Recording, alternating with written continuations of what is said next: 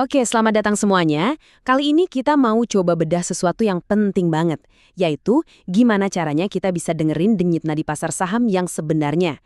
Jadi nggak cuma lihat angka indeks harga saham gabungan atau ISHG doang. Oke, kita langsung to the point aja ya. Pernah nggak sih ngerasain hal ini? IHSG-nya ijo, wah seneng dong. Tapi pas cek portofolio, kok malah merah? Nah ini nih perasaan frustrasi yang umum banget dialami investor. Dan hari ini kita bakal bongkar kenapa ini bisa terjadi. Oke, ini dia agenda kita hari ini. Pertama, kita cari tahu kenapa indeks itu bisa bohong. Terus, kita kenalan sama dua alat ukur buat lihat kondisi pasar yang asli. Abis itu, kita gabungin jadi satu strategi yang jelas, dan terakhir, kita susun rencana aksi yang bisa langsung Anda pakai.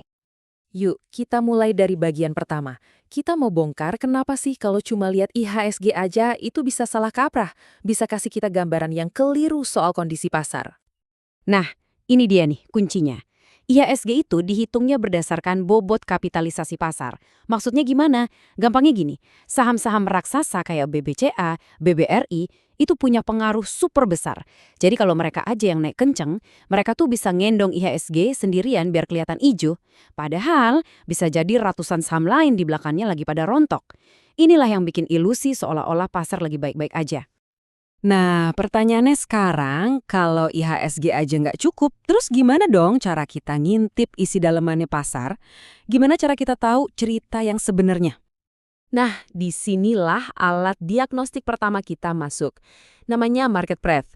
Anggap aja ini kayak stetoskopnya dokter buat ngecek kesehatan pasar secara keseluruhan, bukan cuma dari penampilannya aja.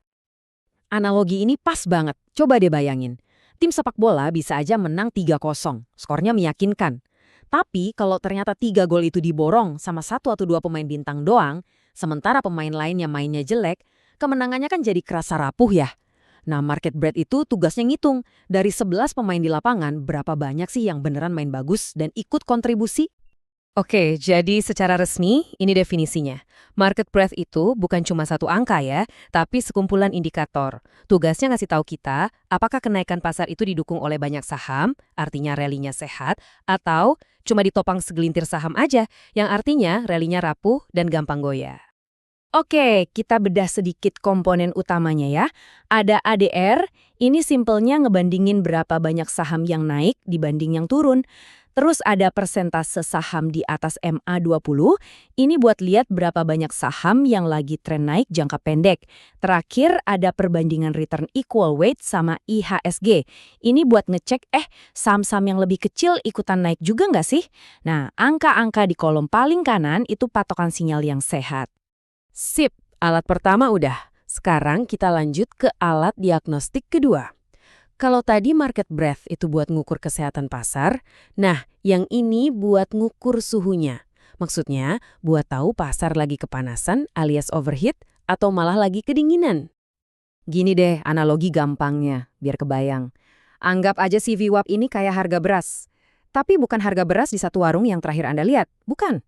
Si VWAP itu harga rata-rata dari semua transaksi beras yang terjadi di pasar seharian dan dihitung berdasarkan seberapa banyak orang beli. Jadi, ini ngasih gambaran harga wajar yang jauh lebih akurat. Kalau secara teknis, si VWAP itu harga rata-rata IHSG yang dihitung berdasarkan volume transaksi selama biasanya sih setahun terakhir. Nah, angka ini tuh penting banget karena sering jadi level psikologis. Kenapa? Ya karena angka ini nunjukin harga beli rata-rata semua orang di pasar. Jadi bisa berfungsi kayak support atau resisten alami gitu. Terus gimana cara pakainya? Gampang, lihat tabel ini. Kalau IHSG udah terbang jauh di atas CPWAP, misalnya lebih dari 15%, itu lampu kuning. Tandanya pasar lagi panas banget, risikonya tinggi. Sebaliknya, kalau IHSG anjlok jauh di bawah CVWAP, nah itu bisa jadi sinyal adanya peluang beli, karena pasar lagi didiskon dibanding harga rata-rata transaksinya. Oke, keren. Kita udah punya dua alat canggih nih. Market breadth buat ngecek kesehatan, dan CVWAP buat ngecek valuasi. Pertanyaan berikutnya, gimana cara kita gabungin dua info ini jadi satu strategi yang konkret dan bisa kita jalanin? Ini dia resep rahasianya. Kita bikin sebuah skor risiko yang objektif. Coba lihat deh komponennya.